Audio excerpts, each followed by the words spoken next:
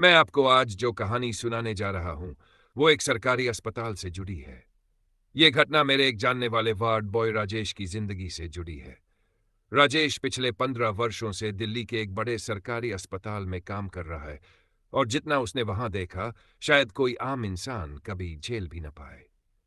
ये बात है वर्ष 2019 की सर्दियों की। अस्पताल का पुराना हिस्सा, जिसे अब आम मरीजों के लिए बंद कर दिया गया था, उसमें कुछ खास परिस्थितियों में ही लोगों को भेजा जाता था। उस हिस्से का नाम था वार्ड नंबर 13। कहा जाता था कि यहां पहले मानसिक रोगियों का इलाज होता था, लेकिन वर्ष 2002 में एक रहस्यमयी आग में पूरा वार्ड जल गया था। 4 मरीज और 2 नर्सें उस आग में जिंदा जल गई थी। तब से वो हिस्सा खाली पड़ा था।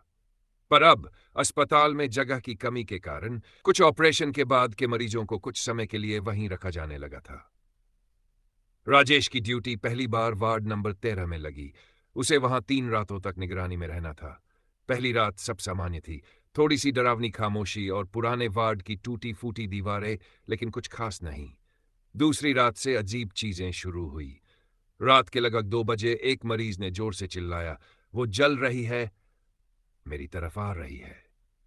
राजेश दौड़कर गया तो मरीज बेहोश हो चुका था और उसके चेहरे पर जलन के निशान थे, जैसे किसी ने गर्म चीज से छू दिया हो। राजेश ने तुरंत डॉक्टर को बुलाया, लेकिन डॉक्टर्स को कुछ समझ नहीं आया। अगली सुबह मरीज को दूसरी जगह शिफ्ट कर दिया गया।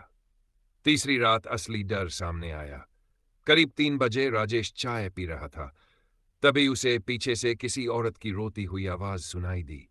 उसने पलट कर देखा तो कोई नहीं था। वो आवाज धीरे धीरे पास आने लगी और अचानक एक बर्फ जैसी ठंडी हवा उसके पास से गुजरी। वो डर के मारे कांप उठा। उसने देखा, वार्ड नंबर 13 का आखिरी कमरा, जो वर्षों से बंद था, उसकी खिड़की अपने आप खुल गई थी। वो धीमे धीमे उस कमरे के पास गया। दरवाजा बंद था, लेकिन अंदर से आवाज आ रही थी। कोई जोर जोर से बड़बड़ा रहा था, मैं जल रही हूं, मुझे क्यों बंद किया, मुझे बचाओ। राजेश ने हिम्मत करके दरवाजा खोला। अंदर कुछ नहीं था, लेकिन दीवारों पर काले धुएं के निशान थे और कमरे की फर्श पूरी तरह गीली थी, जैसे किसी ने अभी अभी वहां पानी डाला हो।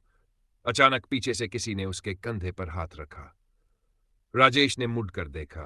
एक नर्स थी, पुराने जमाने के सफेद कपड़ों में, लेकिन उसका चेहरा आधा जला हुआ था। राजेश बेहोश हो गया।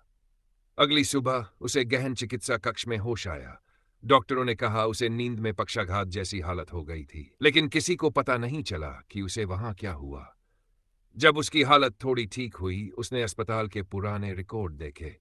पता चला कि वर्ष 2002 की आग में जो नर्स मरी थी, उसका नाम था सविता, और वो अक्सर रात में अतिरिक्त ड्यूटी करती थी। उसी के कमरे में आग लगी थी। उसके बाद से हर उस इंसान के साथ कुछ न कुछ डरावना हुआ जो वार्ड 13 की ड्यूटी पर गया। अस्पताल प्रशासन ने 2 महीने बाद उस हिस्से को फिर से हमेशा के लिए बंद कर दिया। राजेश आज भी उस वारदात को भूल नहीं पाया। उसकी आवाज आज भी कांप जाती है जब वो उस रात का जिक्र करता है। वो कहता है, कुछ जख्म शरीर पर नहीं होते, वो आत्मा में लगते हैं, और कुछ आत्माएं कभी मुक्ति नहीं पाती।